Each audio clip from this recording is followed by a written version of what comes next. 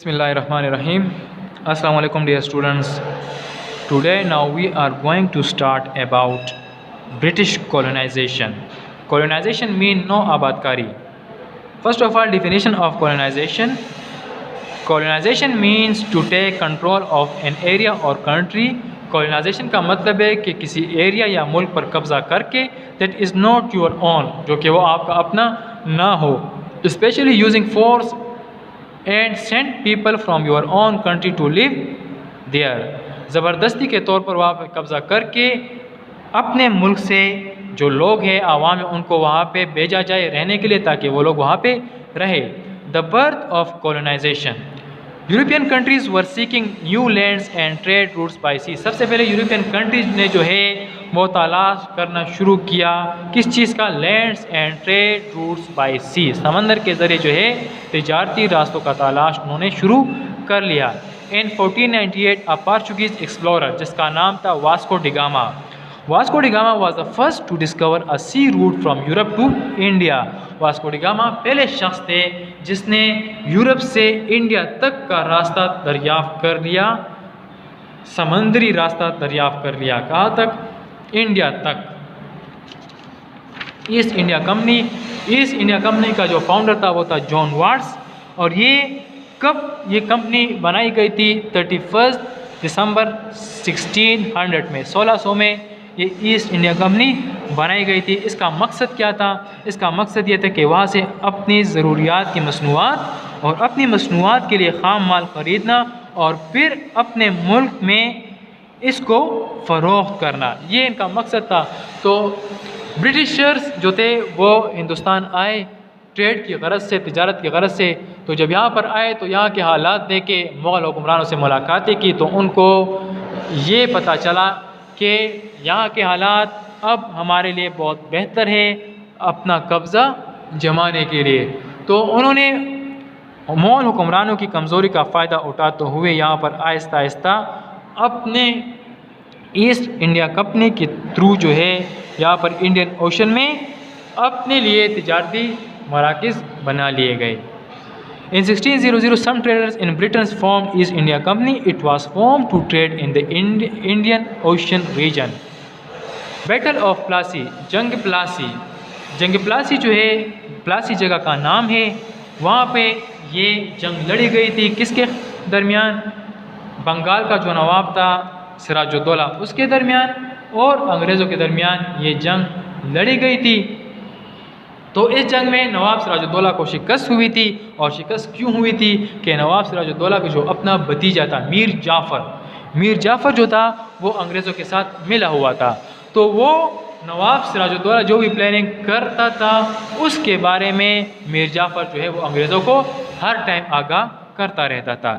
اس لیے جو ہے وہ لوگ مضبوط ہوتے گئے اور اسی طرح نواب سراج الدولہ کو شکست اس جنگ میں ملی.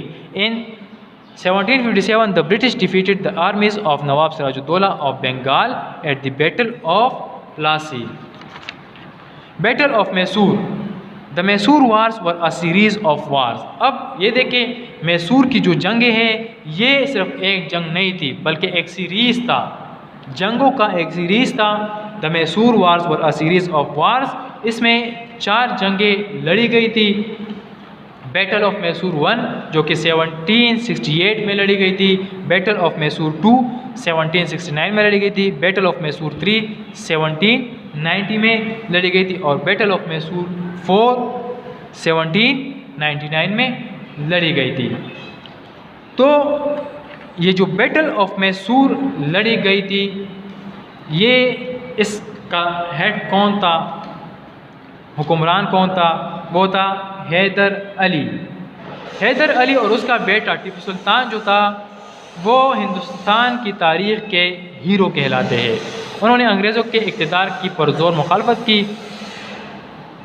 تو میسور کی پہلی جو لڑائی تھی 1768 میں جو لڑی گئی تھی، حیدر علی نے تھوڑے عرصے میں اپنی سلطنت کو وسیع کر لیا تھا. اس لیے نظام حیدرآباد اور انگریز جو لوگ تھے ان سے ڈرتے تھے، چنانچہ انہوں نے متحد ہو کر حیدر علی پر حملہ کر دیا. حیدر علی نے حکمت عملی سے انگریزوں سے یہ جو حیدرآباد دکن تھا اس کو علیحدہ کر لیا. نظام حیدرآباد میں حیدر علی سے مقابلے کی تاب نہ تھی، اس لیے شکست کھا کر حیدر علی سے مل گیا۔ اب انگریز اور حیدر علی آپس میں لڑے۔ ابتدا میں انگریزوں کا پلڑا بھاری رہا۔ اسی دوران نظام پھر حیدر علی کا ساتھ چھوڑ کر انگریزوں سے مل گیا۔ حیدر علی نے بہت جلد انگریزوں سے انتقام لیا اور انگریزوں کو پے در پے شکست دے کر سارے علاقوں پر قبضہ کر لیا۔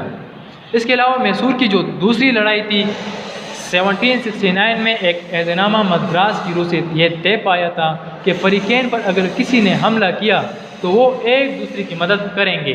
1771 میں حیدر علی پر حملہ کیا تو انگریزوں نے اس کی مدد سے صاف انکار کیا۔ اس سے حیدر علی کے دل میں انگریزوں کے خلاف نفرت پیدا ہو گئی اور اس نے پختہ ارادہ کر لیا کہ وہ انگریزوں سے بدعہدی کا انتقام لے گا۔ حیدر علی 80,000 کا لشکر لے کر انگریزوں کے خلاف روانہ ہوا۔ حیدر علی نے انہیں بری طرح سے شکست دی۔ ان فتوحات سے حیدر علی نے تمام دکن پر غلبہ حاصل کر لیا۔ اب میسور ایک وسیع اور مضبوط ریاست بن گئی تھی۔ 1782 میں سلطان حیدر علی کی وفات پر ان کا بیٹا ٹیپو سلطان ریاست کا حکمران بنا۔ تو میسور کی جو تیسری لڑائی تھی، ٹیپو سلطان اس لڑائی میں شامل تھا۔ ٹیپو سلطان وہ بھی اپنے والد کی طرح اس سے بھی اس بات کا شدت سے احساس تھا کہ انگریز تمام ہندوستان پر قابض ہونا چاہتے ہیں۔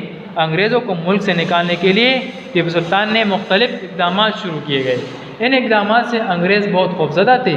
انگریزوں نے نظام حیدرآباد دکن کو بھی اپنے ساتھ ملا لیا اور مختلف بہانوں سے ریاست میسور کے ساتھ کیے گئے معاہدات کی خلاف ورزیاں کرنے لگے۔ اس طرح 1790 میں انگریزوں نے ٹیپو سلطان کے خلاف اعلان جنگ کیا اور میسور کی تیسری لڑائی شروع ہو گئی۔ اس معاہدے کی روح سے انگریزوں اور ٹیپو سلطان کے درمیان صلح ہو گئی۔ انگریزوں اور نظام دکن سے انتقام لینے کے لیے ٹیپو سلطان نے اپنی فوج کو ایک بار پھر منظم کرنا شروع کر دیا۔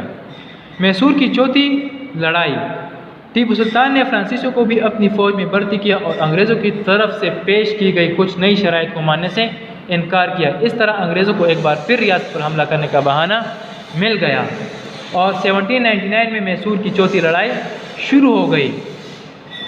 سلطان کی فوجوں نے بڑی بے جگری اور بہادری سے مختلف محاذوں پر دشمن کا مقابلہ کیا اور ہر جگہ دشمن کو زبردست نقصان پہنچایا۔ بدقسمتی سے 4 مئی 1799 کو ٹیپو سلطان کو وہ شہید کیا گیا۔ اس طرح برصغیر کا ایک بڑا محاذ ختم ہو گیا۔ ٹیپو سلطان کی شہادت سے ہندوستان میں اسلامی حکومت کا ایک مضبوط قلعہ ٹوٹ گیا اور اسی طرح انگریزوں کو پورے ملک میں قدم جمانے کا موقع ملا۔ یہ جو جنگی تھی fought between the kingdom of Mysore on the one hand and the British East India Company and Nizam of Hyderabad on the other and Tipu Sultan was killed in the fourth war. اس طرح اس کو شہید کر دیا گیا۔ یہ تھا آج کا ہمارا ٹاپک۔ یہ اصل میں انٹروڈکشن لیکچر تھا، انٹروڈکشن ہم نے اس میں کی۔ انشاءاللہ اس کو ڈیٹیل میں ہم نیکسٹ لیکچر میں ڈسکس کریں گے پوری ڈیٹیل کے ساتھ۔ تب تک کے لیے اپنا بہت بہت خیال رکھیے۔ اللہ حافظ۔